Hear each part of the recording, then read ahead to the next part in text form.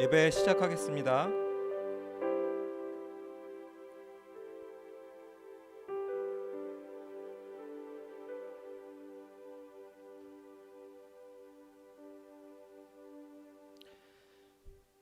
구주대망 2021년 6월 6일 주일 예배를 시작하겠습니다.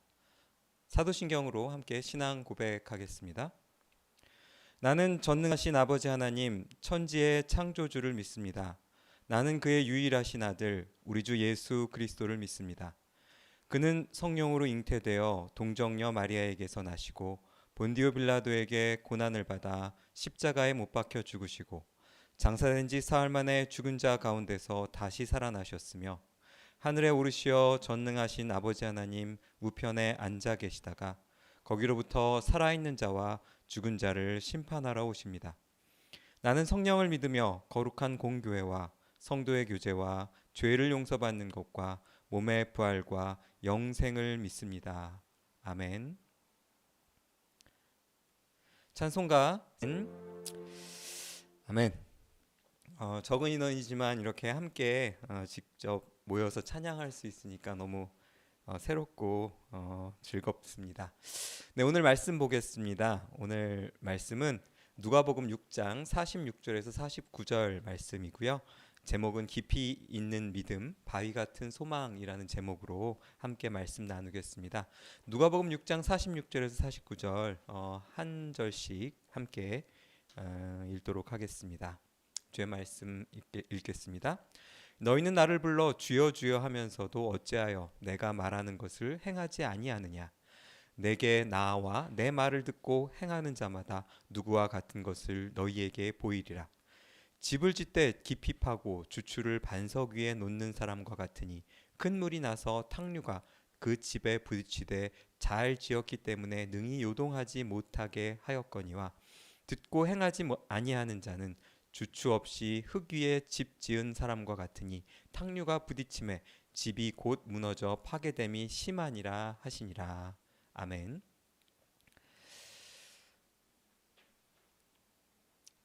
네, 반갑습니다. 오늘 함께 오프라인 아직도 좀 불안한 상황이 많고 백신 접촉 뭐죠? 백신 맞은 분들이 14%가 넘었다고 하더라고요. 네, 그럼에도 불구하고 계속 다시 700명대로 확진자가 올라가서 여전히 불안한 상황입니다. 그럼에도 이렇게 예배의 자리 이렇게 와주신 여러분들 환영하고 감사합니다. 우리는 그동안 예수님께서 제자들을 부르시고 12사도들을 세우시고 그들과 함께 산에 내려오셔서 평지에 서서 백성들에게 선포하신 하나님 나라의 법에 대해서 계속 나누고 있습니다. 이제는 하나님 나라의 법의 마지막 부분을 함께 나누도록 할 건데요. 오늘 읽으신 이 이야기는 어떻게 보면은 이게 뭘까 좀 해석하기가 어려운 부분도 분명히 있습니다. 하지만 말씀을 함께 나누면서 성령의 조명하심이 모든 오늘 함께 하신 예배드리는 모든 분들에게 있기를 소망합니다. 46절을 보면 너희는 나를 불러 주여 주여 하면서도 어찌하여 내 말하는 것을 행하지 아니하느냐라는 질책성 문장으로 시작을 하고 있습니다. 여기서 처음 부분 제일 눈에 띄는 것이 어디일까요? 아마 같은 생각이실 것 같은데요. 바로 주여 주여 하는 부분이 아닌가 생각이 들어요. 여러분 우리 문학 시간이나 고등학교 때 다 배우셨죠? 반복은 뭐다? 강조다. 다 배우셨죠? 성경도 마찬가지입니다. 성경에서 뭔가 계속해서 반복된다는 것은 뭔가 중요한 의미가 있다는 것을 드러냅니다. 자, 여기 주여 주여라고 표현된 단어의 원형은 여러분들 아마 들어보셨을 건데요. 바로 헬라어 큐리오스라는 단어입니다. 큐리오스는 영어로 번역하면 로드, 그 다음에 마스터, 서, 오너, 그리고 룰러 등으로 번역이 됩니다. 우리말로 하면 주인님, 통치자, 나의 통치자 정도 될까요? 바로 소유의 개념이 되게 짙은 단어입니다. 여러분이 누가복음 시리즈의 처음 부분을 상기해 보면 우리가 계속하고 있는 것이 누가복음을 하나님 나라의 관점으로 함께 보자라고 제가 여러분들을 초대했었습니다. 예수님께서 이 세상에 오셔서 하나님 나라를 소개하고 온 인류에게 그 백성이 될 것을 전하기 위해 오셨다는 이야기로 이 시리즈를 시작했죠. 그렇다면 우리는 이 큐리오스라는 단어를 그저 당시 제자가 스승을 부르는 호칭으로 이해해서는 안 될 것 같습니다. 제가 주석을 좀 많이 찾아봤는데 그 한 5개 이상의 주석에서 전부 다 당시에 제자들이 스승을 부르는 말이 큐리오스다라고 해석을 했는데 제가 볼 때는 이 주여 나의 주인님이라고 부르는 단어를 좀 의식화할 필요가 있다는 생각이 들어요. 교회 생활을 오래 하신 분들은 다 어떠죠? 여러분 부모님들 신앙 좋으신 여러분 어머님 아버님을 한번 생각해 보십시오. 어떻게 하십니까? 뭐 하다가 조금 힘드시면 주여 이렇게 한단 말이에요. 근데 이게 종교적인 개념으로 너무 굳어져 있기 때문에 이 의미가 무엇인지를 평소에는 잘 생각하지 못할 때가 되게 많다는 겁니다. 근데 여기에 주여라고 강조하고 계시기 때문에 우리가 그 의미를 다시 한번 살펴보자라는 것이 제가 여러분들에게 드리는 말씀입니다. 자, 여기 주여라는 단어, 예수님을 주인으로 영접한다는 것, 나의 하나님 나라의 관점에서 보면 나의 왕으로 인정한다는 거라고 말씀드릴 수 있겠죠. 근데 이것은 사실 우리 초대교회부터 있었던 신앙 고백의 매우 중요한 개념 중에 하나입니다. 자, 제가 기독교가 만들어지고 얼마 되지 않아서 나왔던 초기의 신앙 고백들을 보면 로마서 10장 9절, 그다음에 로마서 10장 9절을 먼저 보겠습니다. 내가 만일 내 입으로 예수를 주로 시인하며 또 하나님께 그를 죽은 자 가운데서 살리실 것을 내 마음에 믿으면 구원을 받으리라 라고 얘기하고 있고, 또 빌립보서 2장 9절에서 11절을 보면 이러므로 하나님이 그를 지극히 높여 모든 이름 위에 뛰어난 이름을 주사 하늘에 있는 자들과 땅에 있는 자들과 땅 아래에 있는 모든 자들로 모든 무릎을 예수 이름에 꿇게 하시고 모든 입으로 예수 그리스도를 주라 시인하여 하나님 아버지께 영광을 돌리게 하셨느니라 라고 얘기하고 있어요. 즉 이 주여라는 고백이 어떤 의미인지를 우린 좀 고민해서 생각해 볼 필요가 있습니다. 즉 예수님께서 나의 삶의 주인이시고 나의 왕이시고 나의 통치자가 되신다는 고백이라는 거죠. 하나님 나라를 영어로 하면 뭐였습니까? Kingdom of God, Kingdom of Heaven이라고 말씀을 드렸죠. 그렇다면 하나님 나라라는 말은 하나님이 왕 되신 나라, 그리고 하나님 나라에서 주여라고 부르는 것은 하나님께서 나의 통치자가 되십니다, 나의 주인이십니다라는 고백을 하고 있는 것이라는 겁니다. 여러분, 왕국에 우리는 살아보지 않았습니다. 혹시 왕국에 살았던 적 계신 분 계십니까?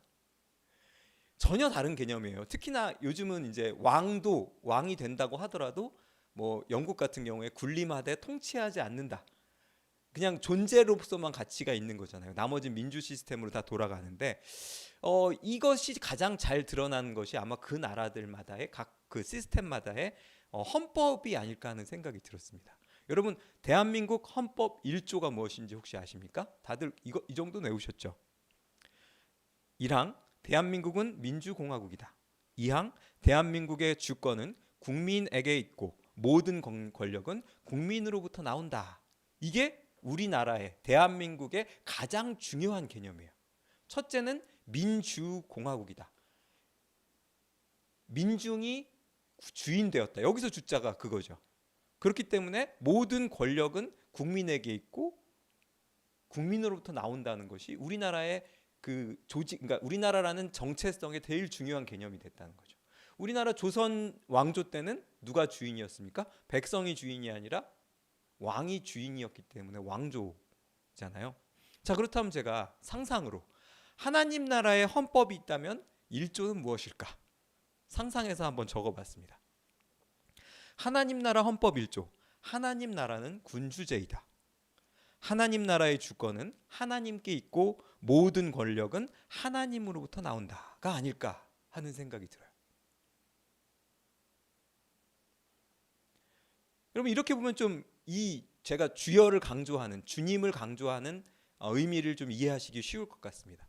모든 대한민국이 민주공화국이기 때문에 모든 중요한 결정은 다 뭘로 하죠? 국민 투표를 한다든지 국민이 너무 많으니까 국회의원들을 뽑아서 국회의원들로 하여금 국민들의 권력과 의지를 대신할 수 있도록 하는 시스템을 갖고 있죠.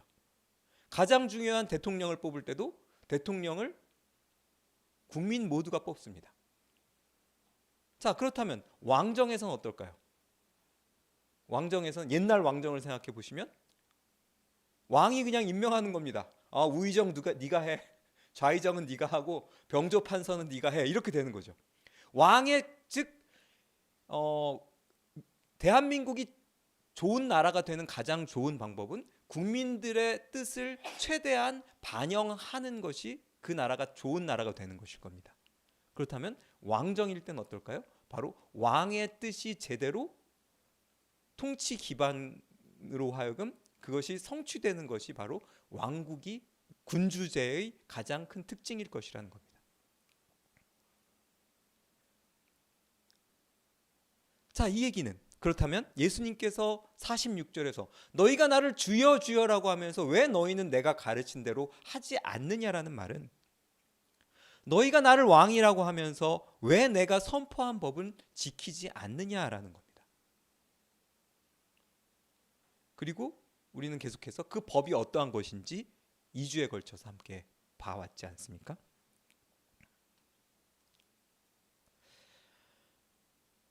예수님께서는 우리에게 오늘 얘기하시는 것 같습니다. 너희가 나를 왕이라고 하면서 왜 내가 선포한 법을 지키지 않느냐?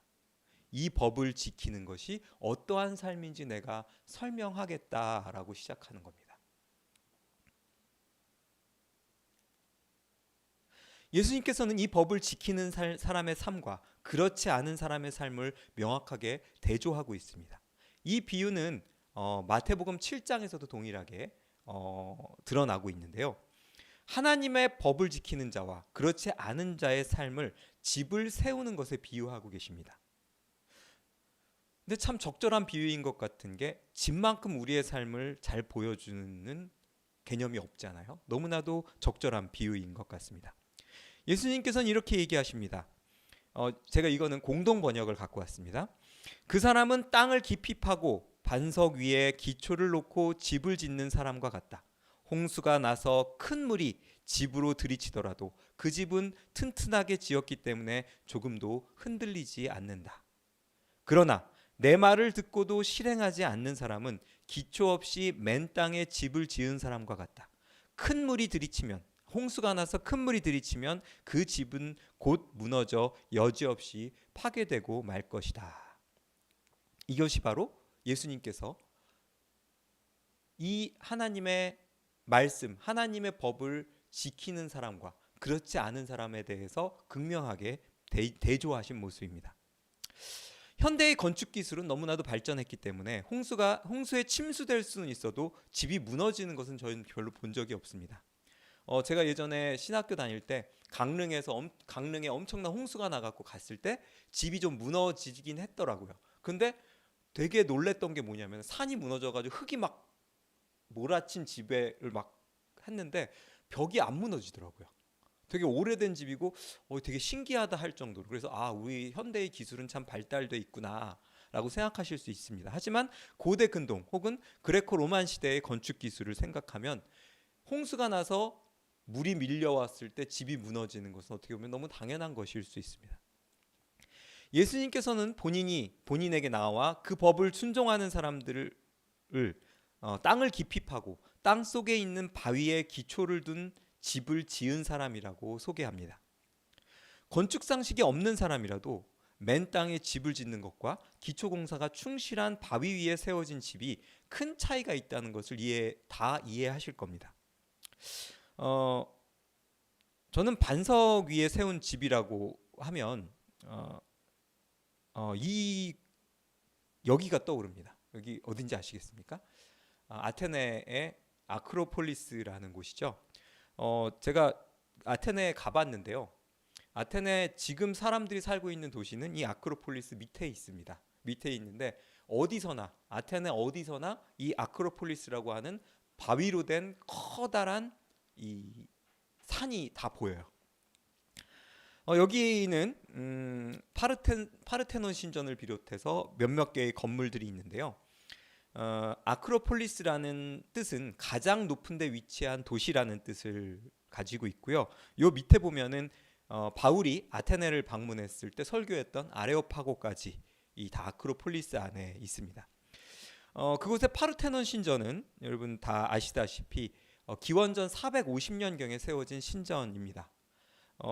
누가복음이 쓰여지기 약 400년 정도 전에 세워진 건물이죠. 인류 문명의 상징이잖아요. 그래서 유네스코라는 그 로고도 이 파르테논 신전을 모형으로 하고 있죠. 근데 중요한 것은 이것이 세워진 지가 2500년 정도 됐는데 뭐 지금 많이 부서진 것처럼 보이지만 사실은 이게 전쟁 때문에 부서진 거지 바위가 뭐 지진이 났거나 뭐 이런 것 때문에 부서진 건 하나도 없어요. 수많은 이방인들의 침략을 받고 뭐 그 워낙 좋은 골자재니까 석재이기 때문에 이걸 가지고 그 지금의 이스탄불까지 가지고 가서 콘스탄티노플 이런 데 가져가서 건물을 짓는 재료로 썼다고 하더라고요. 그래서 이렇게 무너진 것이지 지금도 이 부품 하나 뭐 이런 한 부분은 프랑스나 영국에 가 있지 않습니까? 이렇게 부서져서 그렇지 원래는 이 큰 기둥과 모든 것들이 그다음에 튼튼한 바위 위에 세웠기 때문에 원래는 더 오래 이 건물이 유지되었을 것이라는 거죠. 근데 저는 여기서 한 가지 의문이 생깁니다. 하나님의 법에 순종하는 것이 왜 삶의 기초를 튼튼히 하는 것과 같은지 왜 예수님께서 그 비유를 드셨을까? 나에게로 와서 듣고 행하는 모든 사람이 어떠한지 너희에게 설명하겠다. 그 사람은 땅을 파고 깊이 들어가 바위에 기초를 놓고 집을 지은 사람과 같다. 홍수가 와서 큰 물이 부딪혀도 잘 지었기 때문에 흔들리지 않는다. 그러나 듣고 행하지 않는 사람, 그 사람은 기초가 없이 땅 위에 집을 지었기 때문에 홍수가 와서 큰 물에 부딪히면 곧 무너지고 붕괴될 것이다. 자, 이것을 좀 이렇게 간단하게 대조할 수 있지 않을까요? 듣고서 행하는 사람, 그리고 듣고서도 행하지 않는 사람은 듣고서 행하는 사람은 땅을 깊이 파고 바위에 기초를 둔 사람이고 듣고서 행하지 않는 사람은 땅 위에 기초를 둔 사람이라는 거죠. 듣고서 행하다라는 말을 그냥 쉽게 보면 이런 것 같습니다. 어떻게 비유할까? 학교에서 수학 수업을 여러분 고등학생이라고 생각하고 수업을 듣습니다. 그리고 수업 마지막에 선생님께서 우리들에게 늘 하시던 방식으로 이렇게 얘기하십니다. 얘들아 오늘 배운 거 엄청 중요한 거니까 집에 가서 꼭 복습해야 된다. 늘 선생님들이 이렇게 얘기하시죠. 아니신가요? 분명히 두 종류의 학생들이 있겠죠. 저처럼 선생님 말 잘 안 듣는 사람은 학생들은 복습 안 하고 뭐 늘 그렇지 뭐 이렇게 생각하겠죠. 반대로 선생님 말씀 잘 듣는 학생들은 분명히 집에 가서 복습을 할 겁니다. 근데 그 선택의 결과가 어떻게 차이가 나겠습니까? 아마 그렇게 말씀하신 선생님 말씀에는 이런 의도가 포함되어 있지 않을까 생각해 봤어요. 중요하니까 이번 기말고사에 꼭 문제로 낼 거야가 감춰져 있는 거죠. 그러면 결국 우리의 선택에 따라 그 결과가 달라진다는 겁니다. 물론 선생님 말씀을 다 잘 듣지 않는 저 같은 학생들은 그게 문제로 나온지도 모르겠죠. 그리고 그냥 틀릴 겁니다. 하지만 반대로 선생님 말씀을 잘 듣고 복습한 친구들은 이거 저번에 선생님이 중요하다고 말씀하신 거네 하고 신기한데 그러고 신나서 문제를 풀 겁니다. 네, 여러분 좀 마음에 와닿으시나요? 네, 선생님 말씀을 잘 듣는 건 매우 중요합니다. 근데 오늘 이야기하는 것은 기말고사 수학 문제 점수 정도의 문제를 얘기하지 않습니다. 여러분 제가 과거에 이 시리즈 처음 했을 때 여러분 기억하시죠? 이거 옥타비아누스, 안토니우스, 클레오파트라 뭐 막 이름 막 얘기하면서 했었는데 이 부분에 대해서 한번 더 복기해 보도록 하겠습니다. BC 44년 3월 율리우스 카이사르가 암살당한 후에 로마는 혼란에 빠집니다. 로마 내전은 율리우스 카이사르를 죽인 사람들과 그의 복수를 이루고자 했던 사람들 간의 싸움, 내전으로 펼쳐집니다. 카이사르의 양자이자 상속자였던 젊은 옥타비아누스는 카이사르의 친구 마르쿠스 안토니우스와 연합하여 카이사르의 암살범인 브루투스와 카시우스를 물리칩니다. 하지만 평화는 오래가지 않습니다. 적을 제거했으니 두 명이 있으니 또 어떻게 될까요? 둘 가운데 싸움이 일어나죠. 이 로마라고 하는 로마 제국이라고 하는 절대 엄청난 국가를 운영하는 누가 그것을 운영할 것인가에 대한 싸움이 일어납니다. 카이사르와 안토니우스의 싸움이죠. 즉 카이사르의 양자와 친구 사이의 대결입니다. 안토니우스는 지난번에 말씀드린 것처럼 중동과 지금의 중동이라고 불리는 지역과 이집트의 지역에 군사를 모아 거대한 속주를 자신의 영향권 안에 두었습니다. 그리고 그곳으로 가서 군사를 모읍니다. 거기서 거의 신격화된 대우를 받았다라고 역사서는 얘기하고 있습니다. 거기서 클레오파트라와 결혼을 해서 그 거대한 제국의 통치자가 되길 원했죠. 이에 대항한 옥타비아누스는 로마 본토를 비롯한 지역에서 지중해권에서 군사를 모아 안토니우스와 클레오파트라의 연합군을 전투를 하게 되는데요. 악티움 해전에서 그들을 물리치고 드디어 대권을 잡게 됩니다. 안토니우스와 클레오파트라는 패해서 이집트로 도망가지만 거기서 희망이 없다고 생각해서 자살로 생애를 마무리하게 되죠. 그렇게 옥타비아누스는 대제국 로마의 통치자로 등극하게 됩니다. 하지만 악티움의 해전에서 승리가 결정적이었다 할지라도 해결할 문제가 산재해 있었습니다. 안토니우스를 따르던 근동 지역과 이집트 지역에 대한 통치권의 안정화가 첫 번째 임무였겠죠. 그리고 13년 동안 걸쳐 펼쳐진 내전으로 황폐한 로마 제국 전체를 다시 재건해야 했습니다. 그리고 내전이라는 것은 특징이 뭡니까? 서로 싸웠다는 거잖아요. 그러니까 다른 나라랑의 전쟁은 적이 바깥에 있으니까 괜찮은데 내전이 끝나고서는 다 어떻습니까? 로마 시내에도 옥타비아누스를 지지하는 사람들만 살지 않았겠죠.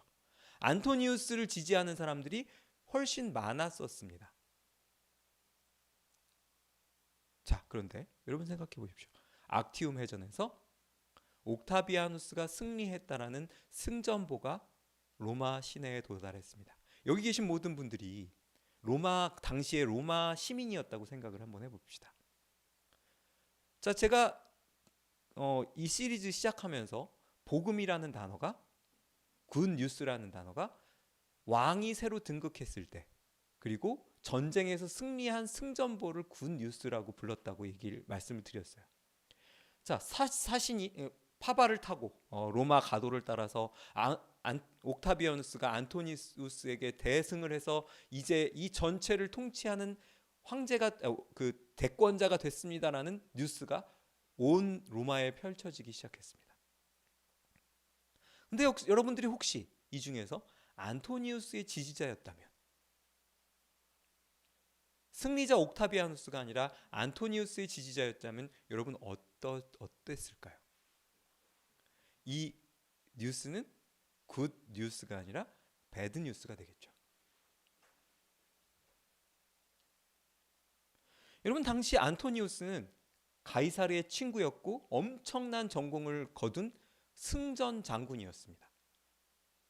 그러니까 풋내기 옥타비아누스보다 이길 확률이 더 높다라고 생각하는 것은 어쩌면 당연해 보인다는 거죠. 어쩌면 여기 계신 분들 중에서 카이사르의 암살에 적극 가담한 사람이 있었을지도 모르겠습니다. 그런 사람들은 어땠을까요? 이 소식이 전달될 때 내 인생이 종치기 전에 빨리 도망가야 되겠다 라고 생각하는 사람들도 있었을지 모르겠습니다.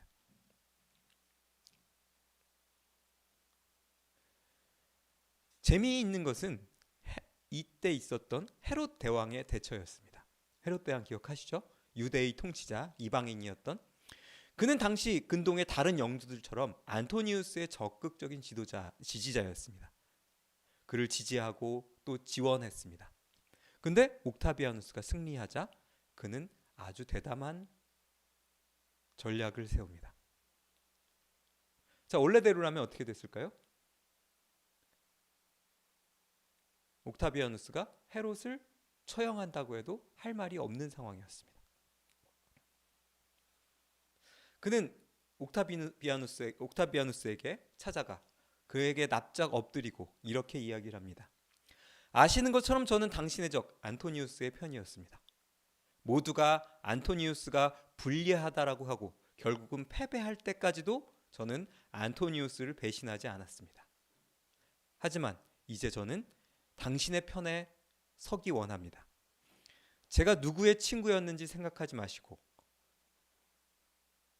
얼마나 충성된 친구였는지를 생각해 주십시오. 라고 얘기를 했어요. 기가 막히죠.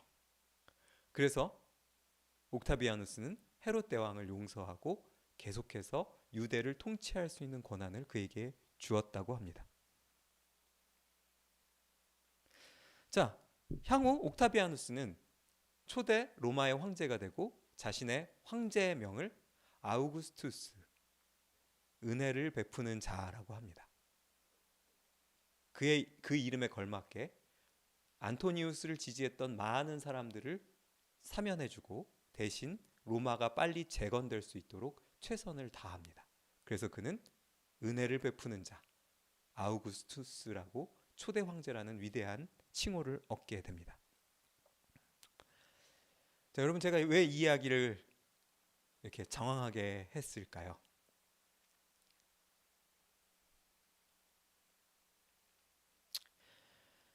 사랑하는 아름다운 사람들 교회 성도 여러분, 우리는 누가복음의 말씀을 하나님 나라의 관점에서 계속해서 보고 있습니다. 저는 오늘 설교에서 첫 번째로 여러분께 우리가 주여 주여라고 매일 사용하는 이 단어가 얼마나 중요한지에 대해서 말씀을 드렸습니다. 이 큐리오스라는 단어가 우리 신앙의 언어로 한정되어 사용되지만 사실은 이 단어는 상대를 나의 통치자로, 나의 소유자로, 나의 주인으로, 나의 왕으로 인정하는 고백이라고 말씀을 드렸습니다. 좀 전에 말씀드린 헤롯 대왕이 옥타비아누스를 만나서 충성 맹세를 했던 장면을 한번 떠올려 보시기 바랍니다. 그는 자신의 잘못된 선택을 되돌리고자 하는 목숨을 건 만남을 시도했습니다. 만약 하나라도 잘못된다면 그를 포함한 그의 집안은 모두 숙청될 상황이었습니다.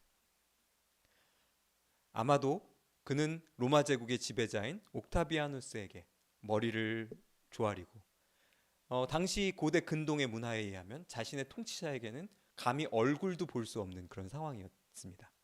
발치에 머리를 조아리고 머리를 들 상상조차 하지 않으면서 그렇게 제가 아까 말씀드렸던 그 대사를 읊지 않았을까라고 생각이 듭니다. 이제는 당신의 통치에 순종하겠습니다. 당신을 주인이라고 부르겠습니다. 절실하고 간절하게 그에게 약속했을 것입니다. 어쩌면 당시 공용어였던 헬라어로 큐리에라고 간곡하게 옥타비아누스를 불렀을지도 모르겠습니다. 왜냐하면 그때는 아직 황제가 되기 전이니까요. 카이저라고 불렀을 리는 없거든요. 그리고 이렇게 옥타비아누스로부터 새로운 생명을 얻은 그는 그 약속대로 최초의 황제 아우구스투스가 된 옥타비아누스에게 최선을 다해 충성을 합니다. 제가 그건 설명을 드렸죠. 헤롯은 왜 그렇게 절실하게 로마 제국의 통치자에게 충성을 다했을까요? 그는 뛰어난 정치 감각을 가지고 있는 사람이었으며 제국의 통치자들의 명령에 불순종하는 것이 어떤 의미인지를 명확하게 알고 있었기 때문입니다. 최초 황제 아우구스투스에 의해 로마 제국이 된 이 나라는 AD 1453년 동로마 제국 수도 콘스탄티노플이 오스만 투르크에 멸망될 때까지 역사를 이어갑니다. 한마디로 헤롯 대왕의 선택이 헤롯 왕자의 존속을 위한 최고의 선택이었다는 것. 확실한 줄을 잘 붙잡았다는 것을 의미합니다. 당시에도 똑똑하고 세상적으로 지혜로운 사람들이 많이 있었을 겁니다. 누군가는 젊은 풋내기였던 옥타비아누스보다 백정노장이며 정치적 자산이 풍부했던 안토니우스를 지지하는 것이 당연하다고 생각했을지 모르겠습니다. 하지만 옥타비아누스는 그 열악한 환경 가운데서도 악티움 해전을 통해서 그 모든 것들을 역전해서 승리로 이끌어서 모든 사람들이 이제 누구에게 복종해야 되는지를 보여줬고 그것을 강요했습니다. 여러분, 저는 예수님의 이 평지 설교가 예수님이 복음을 전하신 이 장면이 바로 옥타비아누스의 악티움 해전 이후의 행보와 비슷하다라고 말씀을 드리고 싶어요. 저는 이 시리즈 초기에 예수님이 오신 이유가 목적 중에 하나가 선택을 강요하기 위해서라고 말씀을 드렸습니다. 어떤 선택입니까? 당신은 하나님 나라의 백성이십니까? 라는 선택이라고 말씀을 드렸죠. 그리고 그 고백은 무엇입니까? 예수 그리스도를 주님이라고 주여라고 고백하는 안에 그것이 담겨 있다는 겁니다. 어쩌면 예수님께서는 우리에게 오늘 본문을 통해서 이렇게 얘기하고 계신지도 모르겠습니다. 너희는 왜 나를 주인, 내 삶의 소유자, 내 나라의 통치자라고 부르면서 내가 선포한 법은 지키지 않는 것이냐? 저는 오늘 예수님의 음성이 우리의 잠자는 영혼을 깨우는 종소리처럼 여러분들의 영혼에 전달되기를 원합니다. 네, 물론 지금 이 세상을 보면 하나님 나라가 오긴 한 건지 또 언제 완성될 것인지 그 나라 백성으로 살기로 선택한 것이 잘한 것인지 혼란스러울 것입니다. 예수님의 명령에 순종하는 삶보다 세상의 법에 따라 내 자신과 내 가족을 위해 선택을 하는 것이 지혜로워 보인다는 얘기죠. 또 실제로 그렇게 사는 것이 당연하고 그렇게 살지 않으면 내 행복이 보장되지 않을 것처럼 보이기도 합니다. 또한 그동안 우리가 나눠왔던 하나님 나라의 세부 법들을 생각해보면 어떤 느낌이 듭니까? 정말? 내가 그렇게 살 수 있을까? 안 될 것 같은데? 라는 생각이 들 때가 훨씬 더 많을 겁니다. 그리고 실제로 그렇게 살지 못해 부끄럽고 후회되는 때를 우리는 날마다 보내고 살아가고 있지 않습니까? 그런데 왜 예수님께서는 그런 법을 선포하신 것일까요? 때론 우리에게 주어진 이 법이 부담스럽고 그 법을 지키는 것이 불가능해 보이는데 예수님은 우리가 이렇게 연약한 존재인 줄 모르시고 우리에게 이렇게 지키기 어려운 법을 요구하셨나? 라고 때로는 주님이 원망될 때도 있습니다. 저는 2주간에 걸쳐서 예수님께서 선포하신 그 나라의 법이 얼마나 멋진 것인지, 그 나라의 법으로 통치되는 세상에 사는 것이 얼마나 아름다울 것인지에 대해서 말씀을 드렸습니다. 그렇다면 우리는 어떻게 살아야 할까요? 그 나라가 곧 올 것이라는 소망과 희망과 믿음을 가지고 그 나라가 속히 임하길, 속히 완성되길 살아가야 하지 않겠습니까? 이런 법도 지켜야 하고 저것도 지켜야 되고 너무 부담이 된다.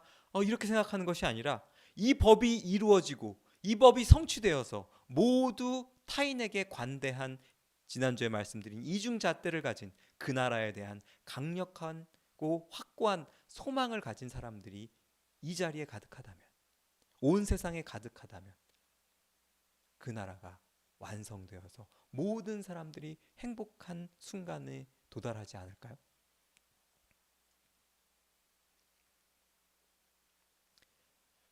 그래서 오늘 본문이 예수님의 집 짓는 비유가 중요하다고 저는 생각합니다. 여러분, 강렬한 소망과 믿음으로 사는 사람의 삶은 진정 땅을 깊이 파고 바위까지 내려가 이 나라를 이루어 가실, 완성하실 하나님을 붙드는 삶과 같지 않은가라는 생각을 해봤습니다. 저는 예전에 의처증 혹은 의부증이 있는 부부에 대해서 얘기를 들은 적이 있어요. 과거의 상처로 자신의 배우자를 믿지 못하게 된 이들에 대해서 들었습니다. 정말 정말 힘들겠더라고요. 거의 무슨 추리 드라마를 찍는 것 같은 그 자신이 담배 피는 그 재떨이에 가기 전에 사진을 찍어가지고 그게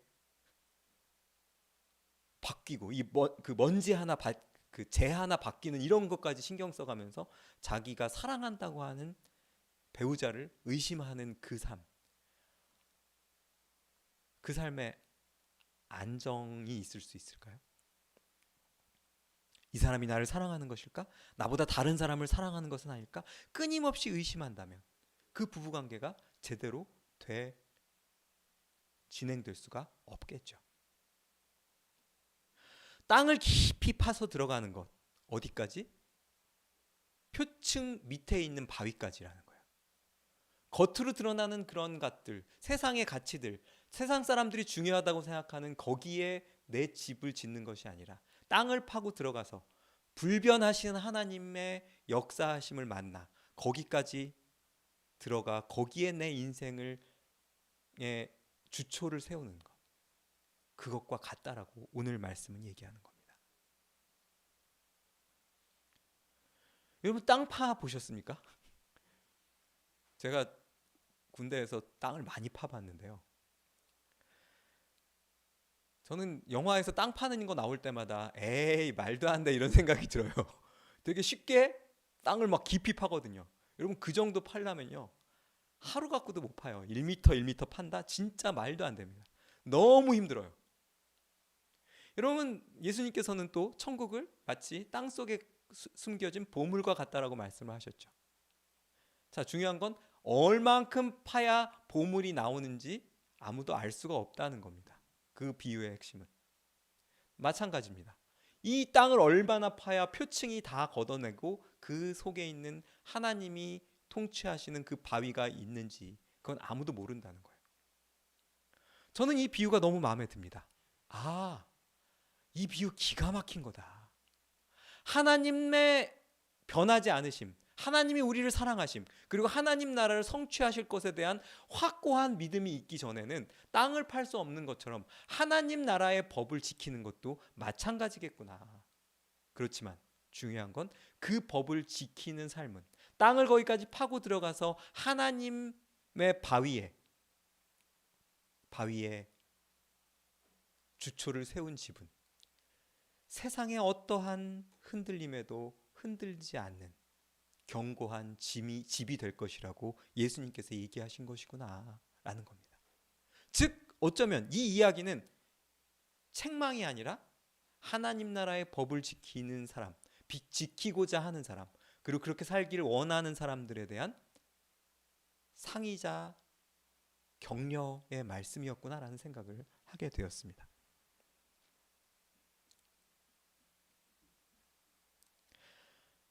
예수님께서 우리에게 가르쳐 주신 이 나라의 법을 따르는 삶은 선악의 문제, 인내의 문제, 의지의 문제가 아니라 믿음과 말씀을 잘못했네요.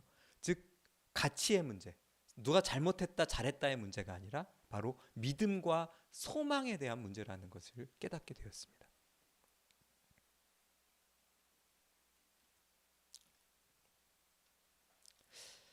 여러분 베드로전서 1장 4절에서 8절을 제가 갖고 왔는데요. 우리 한번 같이 읽어볼까요? 우리 영상으로 예배 드리시는 분들도 한 마음으로 읽어주시면 좋겠습니다. 우리 주 예수 그리스도의 아버지 하나님을 찬송하이로다. 그의 많으신 긍휼대로 예수 그리스도를 죽은 자 가운데서 부활하게 하심으로 말미암아 우리를 거듭나게 하사 산 소망이 있게 하시며 썩지 않고 더럽지 않고 쇠하지 아니하는 유업을 있게 하시나니 곧 너희를 위하여 하늘에 간직하신 것이라. 너희는 말세에 나타나기로 예비하신 구원을 얻기 위하여 믿음으로 말미암아 하나님의 능력으로 보호하심을 받았느니라. 그러므로 너희가 이제 여러 가지 시험으로 말미암아 잠깐 근심하게 되지 않을 수 없으나 오히려 크게 기뻐하는도다. 너희 믿음의 확실함은 불로 연단하여도 없어질 금보다 더 귀하여 예수 그리스도께서 나타나실 때에 칭찬과 영광과 존귀를 얻게 할 것이니라. 아멘. 오늘 이 비유와 연결이 되는 것 같지 않습니까? 근데 여러분, 죄송하지만 제가 이 말씀을 드리지 않을 수가 없는 게 뭐냐면요, 오늘 비유에는요, 하나님 나라의 법을 지키는 사람이나 그렇지 않는 사람이나 모두에게 뭐가 옵니까? 홍수가 온다는 사실이에요. 우리는 때로 하나님이, 내가 기도하고 하나님을 잘 믿으면 우리 집만 홍수가 피해갈 것처럼 착각을 합니다. 근데 오늘 방금 읽은 베드로전서 1장 7절을 보면, 그러므로 너희가 이제 여러 가지 시험으로 말미암아 잠깐 근심하게 되지 않을 수가 없으나 오히려 크게 기뻐하는도다 라고 말씀을 하고 있어요. 여러분, 하나님은요, 비를 내리면 하나님의 사람들에게는 안 내리시는 하나님이 아닙니다. 그렇지만 하나님의 바위에 주추를 세운 사람들은 비가 아무리 오더라도 흔들리지 않고 오히려 기뻐할 수 있는 사람이라고 베드로전서 1장 4절에서 8절은 얘기하고 있습니다. 그런데 이렇게 생각해 보니까 이 집을 세우는 것과 하나님의 말씀에 순종하고 사는 것은 매우 비슷합니다. 언제 끝날지 모르고 땅을 파서 바위까지 가는 믿음, 그리고 내가 하나님의 나라의 백성이라고 결정된 이후 내가 그 백성으로 살아가면서 하나님 나라의 법을 순종하고 행한다는 것은 비슷한 개념이라는 것을 우리는 깨닫게 돼요. 즉, 우리가 소망해야 되는 것은 변치 않는 믿음과 소망이 우리 가운데 늘 넘쳐나기를 하나님께 간구해야 되는 데 있다는 겁니다. 제가 지난주 설교에 말씀드렸던 것처럼 우리가 희망을 놓치지 않을 수 있는 것은 하나님의 사랑의 씨앗이 우리 가운데 먼저 심겨졌다는 것을 믿기 때문입니다. 아멘이십니까? 우리 의지로는 불가능하지만 그럼에도 불구하고 포기하지 않고 그 소망을 붙들고 있을 때, 그 사랑의 법을 붙들고 있을 때, 내가 먼저 받은 그 압도적인 사랑을 깨달을 때 우리는 흔들리지 않고 포기하지 않을 수 있다라고 말씀을 드리고 싶습니다. 말씀을 마무리하겠습니다. 사랑하는 아름다운 사람들, 교회 성도 여러분, 저 오늘 이렇게 누가복음 속 하나님 나라의 법의 부분에 대해서 오늘 말씀을 마무리하기 원합니다. 하나님 나라의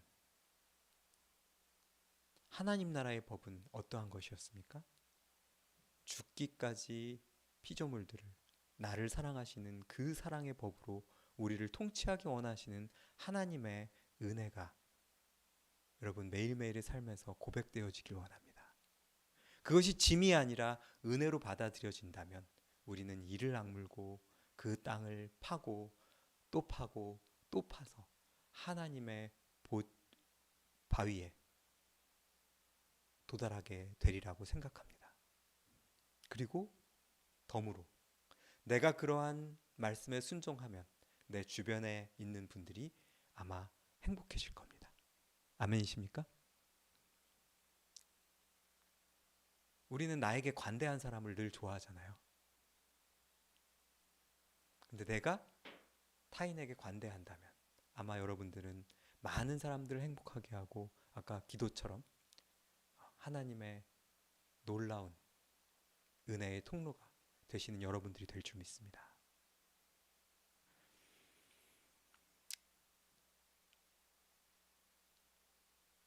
하나님 나라의 백성이신 여러분, 하나님 나라의 법이 우리에게 이렇게 선포되었음을 기억하시고 그 말씀에 기쁨으로 순종할 수 있도록 늘 소망하시고 간구하시는 여러분 되기를 축복합니다. 제가 장담하건대 여러분 좋은 줄을 잡으셨습니다.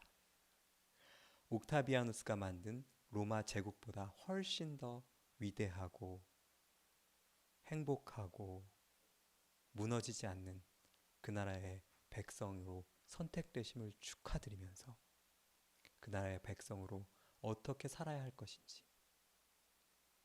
늘 고민하시는 여러분 되기를 축복합니다. 근데 제가 여러분들에게 희망을 마지막으로 드리자면 우리가 그 법에 순종하면서 이미 우리는 그 나라에 거하게 될 것이고요. 그 나라의 기쁨이 무엇인지, 그 나라의 법을 통해서 우리에게 주시고자 하는 충만함이 무엇인지를 맛보시게 될 줄이라고 믿습니다.